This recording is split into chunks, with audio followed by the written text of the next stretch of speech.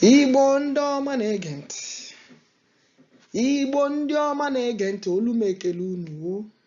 Good morning, good morning, good morning, good morning, wherever you are. Good morning, lovers of freedom. Good morning, Biafrans around the world. Good morning, whoever, wherever you are, seeking freedom. May the Lord give us that freedom in the mighty name of Jesus. Amen. Hey, my people, I bring you all good news. This good news is a heavy one. Tangible good news. May the Lord continue to guide us. So may the Lord continue to protect us. May the Lord continue to lead us. May the Lord continue to save us. In Jesus' mighty name. Amen. Now good news why I carry come, my people. JEHOVAH El SHADDAI, JEHOVAH JIREH, JEHOVAH ISRAEL, JEHOVAH SHAMMAH, JEHOVAH RAPHA. Onye ike niile dị n'aka, ọ sị ya bagokwa n'ime asịrọk.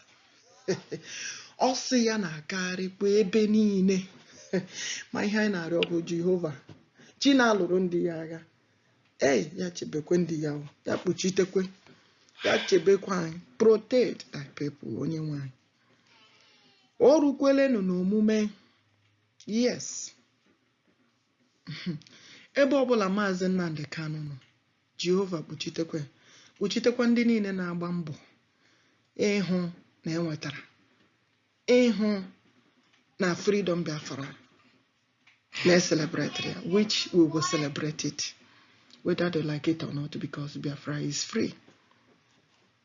So ihe ọzọ m na-akọwa n'ụbọchị taa bụ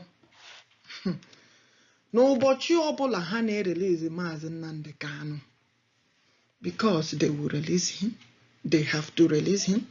Ebe ọbụla ọ nọ, they have to provide him for us. They have to provide Mazi Nnamdi Kanu for us. And as they are releasing him, because na ọ lụọla agha Joseph lụrụ obodo. Ịhụ na ihe mere na Bible na mgbe mbụ, agha niile ahụ Joseph lụrụ, ya emechakwa mee gịnị? Ya bụrụ ya bụ gịnị? Eze nke mekwara na gịnị? Napụtakwara ndị ya. Mere mgbe ọbụla dịka a na-akpọpụta ya, dịka unu ga-eprovide ya ngwa ka Jehova na-asị na a na-echi ya eze. JEHOVAH El SHADDAI, mighty redeemer, oke nkume kachasị nkume niile elu. JEHOVAH Israel, JEHOVAH Israel, JEHOVAH Israel, JEHOVAH Israel, JEHOVAH Israel, JEHOVAH Israel, JEHOVAH Israel, mighty redeemer. Odumegwu Judah, Odumegwu Judah, Odumegwu Judah, Odumegwu Judah, Odumegwu Judah, Odumegwu Judah, Odumegwu Judah, Odumegwu Judah. JEHOVAH Biafra, JEHOVAH Biafra, JEHOVAH Biafra, JEHOVAH Biafra, JEHOVAH Biafra, JEHOVAH Biafra, JEHOVAH Biafra El SHADDAI. Holy Father, dịka a na-akpọpụta ya,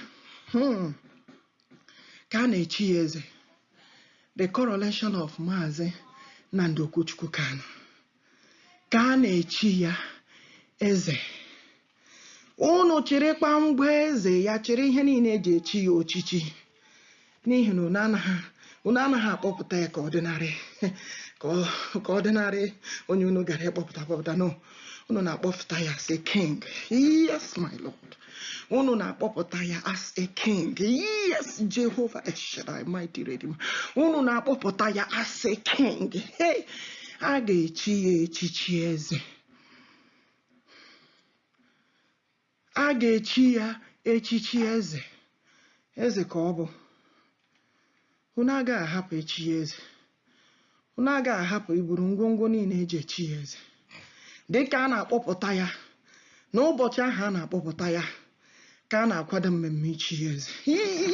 Jehovah El Shaddai. Mighty, mighty, mighty, mighty, mighty, mighty, mighty, the King of glory, Ancient of days, mighty Redeemer, the God of our forefathers, the God of our ancestors, Jehovah El Shaddai, Jehovah Elohim, Chukwu Kikabiama, Obuchina Bama, Chukwu Kikabiama, Obuchina Bama, Obuchina Bama, Chukwu Kikabiama, Obuchina Bama, Chukwu Kikabiama, Obuchina Bama, Chukwu Kikabiama, Obuchina Bama, El Shaddai Elohim, Jehovah Israel.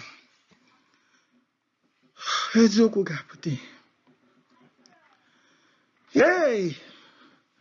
Kenele nwanne gị ihe, ole nwanne gị ihe, ole nwanne gị ihe, ana m ajụ unu si ihe, ole nwanne unu ihe, ole nwanne unu le, ole nwanne unu le, ole nwanne unu ihe, ole nwanne unu e, ka na ajụ ole nwanne unu le, UMUIGBO le nwanne unu le, Biafra le nwanne unu le, UMUIGBO le nwanne unu le, ka na ajụ ole nwanne unu le, ole nwanne unu le, ole nwanne unu ye. Jesus Lord, mighty Redeemer, onye ike niile nọ n'aka ya, ọ tọrọ ihe mara akpụ n'ike, oke mmụọ kachasị mmụọ niile elu, Jehovah Israel, the rose of Sharon, the lily of valley, the God of desert, the God of the wilderness,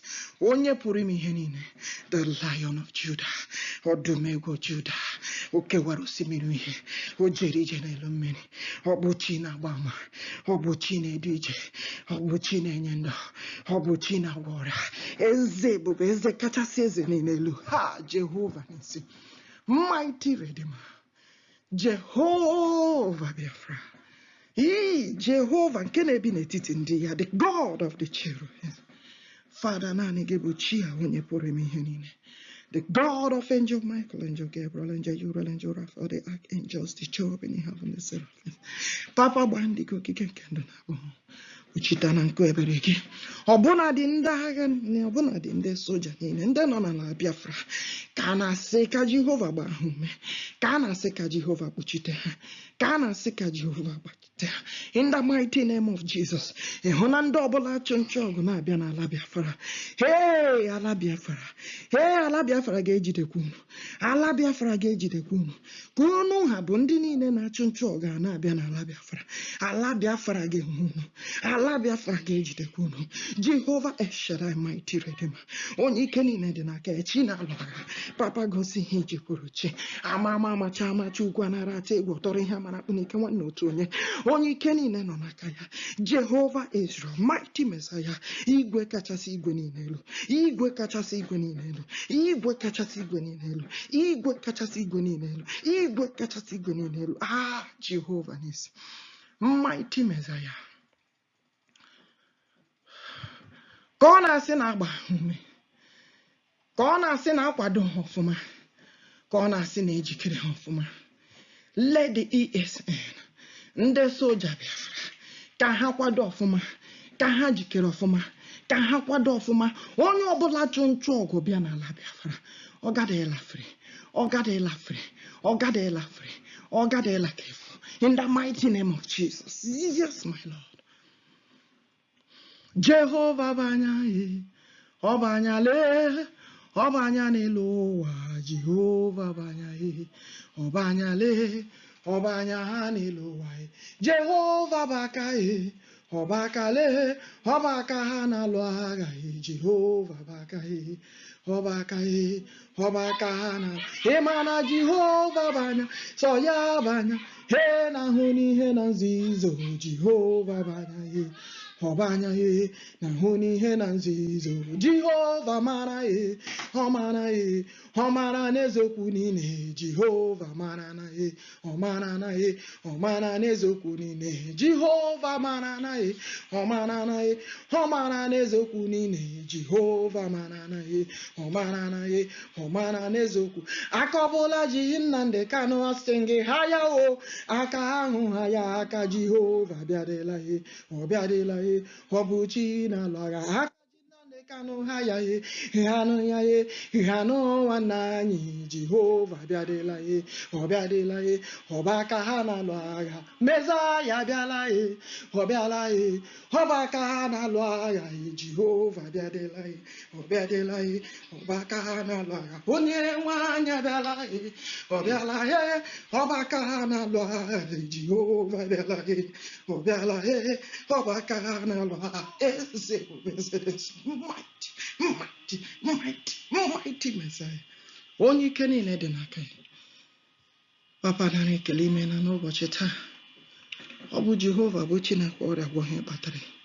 So ya bụ chi na-esi ozi gbaa ama nke mmadụ na-apụghị ịgba.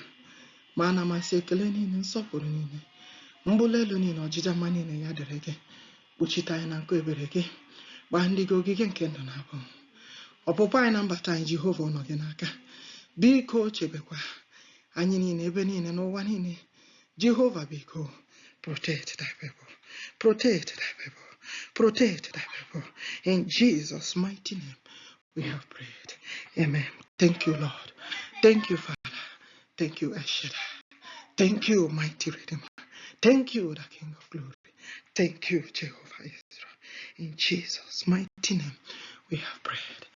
Amen.